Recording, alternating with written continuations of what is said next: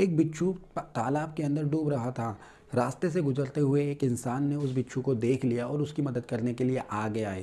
जैसे ही उन्होंने पानी में हाथ डालकर बिच्छू को निकालने की कोशिश करी, बिच्छू ने अपनी आदत के हिसाब से उन्हें डंक मार दिया, जिसके दर्द की वजह से बिच्छू उनके हाथ से छूट गया और दोबारा से पानी में गिर गया। दोबारा से उन्होंने बिच्छू को उठाया, लेकिन फिर से उसने डंक मारा और फिर वो पानी में गिर गया। ये सिलसिला कई बार चलता रहा। एक इंसान ये देख रहा था, वो करीब आया और उस नेक इंसान से कहने लगा, क्या तुम्हें समझ नहीं आती, इस कीड़े की, इस जानवर की आदत में डंक मारना है। तुम चाहे कितना ही इसे बचाने की कोशिश क्यों ना कर लो, लेकिन ये तुमको डंक मारेगा ही मारेगा। ये सुनकर उस नेक इंसान ने कहा कि तुम्हें समझ नहीं आती, जब ये हकीर सा जानवर होकर अपनी आदत को नहीं बदल रहा, अपनी बुराई को नहीं बदल रहा, अपने डंक मारने की फितरत को नहीं बदल रहा, तो मैं तो ईश्वर की सर्वश्रेष्ठ संरचना हूँ। फिर मैं अपनी अच्छाई में, अपनी नेकी और रहमदिली को कैसे बदल सकता हूँ। ये चाहे कुछ भी कर ले, लेकिन मैं इसकी मदद ज़रूर से करूँगा।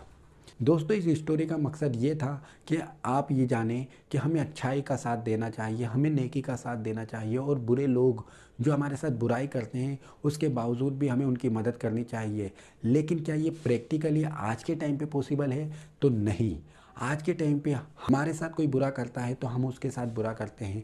कोई हमारे 10 रुपये का नुकसान करता है तो हम उसका 100 रुपये का नुकसान करने की कोशिश करते हैं। आज इंसान ईंट का जवाब पत्थर से देने के बारे में सोचता है। ऐसे में ये स्टोरी क्या सही है?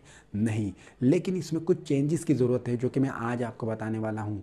बिच्छू था जो पानी में डूब रहा था। एक नेक इंसान ने जब उसे देखा तो फ़ौरन ही उसके पास चले गए। जब बिच्छू को डूबता हुआ देखा तो उन्होंने आसपास देखा, एक बड़ी सी लकड़ी उठाई और उस बिच्छू के पास में रख दी।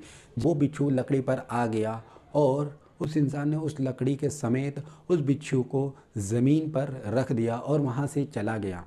दोस्तों, इस स्टोरी से हमें यह सीखने मिला है कि अगर कोई इंसान बुरा है, कोई इंसान हमें तकलीफ़ पहुंचा सकता है, कोई इंसान हमारा बुरा कर सकता है, कोई हमें हमारा नुकसान कर सकता है, तो ऐसे इंसान की अगर आपको मदद करने की ज़रूरत भी आए तो इस तरह से मदद करनी चाहिए ताकि आपको डायरेक्टली नुकसान ना हो।